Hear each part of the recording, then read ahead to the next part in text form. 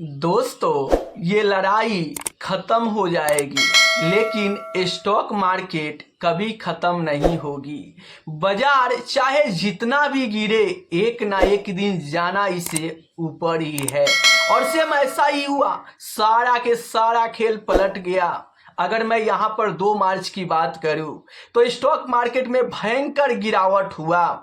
अगर मैं 3 मार्च की बात करूं तो इंडियन बाजार होली के शुभ अवसर पर छुट्टी मना रहा था। लेकिन अगर मैं गिफ्ट निफ्टी की बात करूं तो आप स्क्रीन पर देख सकते हैं 3 मार्च 2026 को गिफ्ट निफ्टी में लगभग 2.25% का गिरावट देखने को मिल रहा था। आप स्क्रीन पर देख सकते हैं यहां पर 2.23% का गिरावट देखने को मिल रहा था। अगर हम लोगों को इंडियन बाजार अगर 3 मार्च को खुलता तो भयंकर गिरावट देखने को मिलता, लेकिन होली के शुभ अवसर पर बंद था, जिसके चलते इस गिरावट से इंडियन इन्वेस्टर बच गए। आगे चलिए, अगर मैं 4 मार्च की बात करूं तो 4 मार्च को आप देख सकते हैं यहां पर गिफ्ट निफ्टी की बात करूं तो सारा के सारा खेल पलट गया। और गिफ्ट निफ्टी में 4 मार्च 2026 को आप देखोगे तो यहां पर लगभग 0.25% का तेजी दिखा रहा है। तो आपने देखा 2 मार्च को भयंकर गिरावट हुआ, 3 मार्च को भी यहां पर भयंकर गिरावट हुआ, लेकिन 4 मार्च को गिफ्ट निफ्टी में लगभग 0.1% का तेजी दिखा रहा है। और ये दर्शा रहा है कि इंडियन मार्केट में हो सके कि यहां आज के दिन तेजी देखने को मिले। लेकिन अगर इसी बीच कोई भयंकर बैड न्यूज निकल के आ जाता है तो हो सके कि बाजार में फिर से गिरावट आ जाए। और उसी बीच अगर कोई न्यूज ऐसा निकल कर आ जाता है कि मान लो कि लड़ाई को बंद करने के लिए कोई बातचीत हो जाए या कोई यहाँ पर लड़ाई रुकते हुए बातचीत नजर आए, तो हो सके कि बाजार में तेजी भी देखने को मिले। तो इससे इन्वेस्टर को क्या सीख लेनी चाहिए? ऐसे बहुत सारे स्मॉल कैप इन्वेस्टर थे जो इंतजार कर रहे थे कि और ज्यादा बाजार गिरेगा तो हम यहाँ पे लमसम करेंगे। तो देखो, इस गिरावट में एक लमसम जाना चाहिए था। क्यों?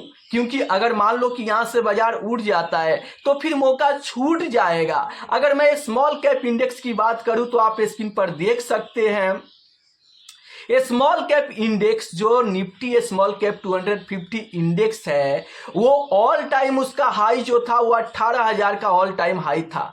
और अपने ऑल टाइम हाई से टूटकर अभी ये 15,500 पर आ गया है। ऑलमोस्ट आप कह सकते हो कि ये स्मॉल कैप इंडेक्स में 2500 पॉइंट का गिरावट देखने को मिल रहा है, जिसके चलते हर एक स्मॉल कैप म्यूचुअल फंड का एनएवी काफी सस्ता में मिल रहा है। तो मेरे दोस्त, ये मौका है और ऐसा मौका आपको बार बार नहीं मिलेगा। इसलिए अगर आप पैसा रख कर इंतजार कर रहे हो कि और ज्यादा बाजार गिरेगा तो हम खरीदेंगे, तो आपको यहां पर खरीदारी करना चाहिए।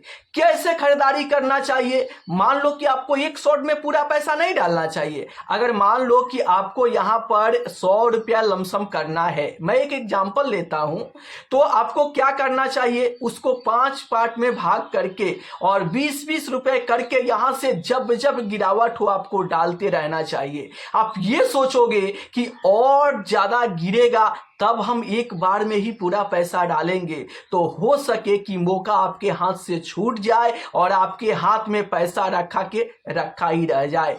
ये वैसे इन्वेस्टर के लिए है जो हाथ में पैसा रखकर और ज्यादा गिरावट का इंतजार कर रहे हैं। वैसे इन्वेस्टर जिनके पास पैसा नहीं है लमसम करने के लिए, वो अपने एसआईपी को कंटिन्यू करे और कुंडली मार कर बैठा रहे, क्योंकि बाजार चाहे जितना भी गिरे, एक ना एक दिन जाना ऊपर ही है। और अगर आप स्मॉल कैप में, मिड कैप में इन्वेस्टमेंट करते हो तो आप लॉन्ग टर्म इन्वेस्टर हो, तो इस गिरावट से आपको कोई भी असर नहीं पड़ना चाहिए, क्योंकि ये शॉर्ट टर्म का गिरावट है। ये लड़ाई हफ्ते 2 हफ्ते में खत्म हो जाएगी, लेकिन स्टॉक मार्केट कभी खत्म नहीं होगा। चाहे शुरुआती दौर में जितना भी गिरावट हो ले, 10%, 20%, 25% का भी गिरावट हो जाए, लेकिन एक ना एक दिन बाजार ऊपर ही जाएगा।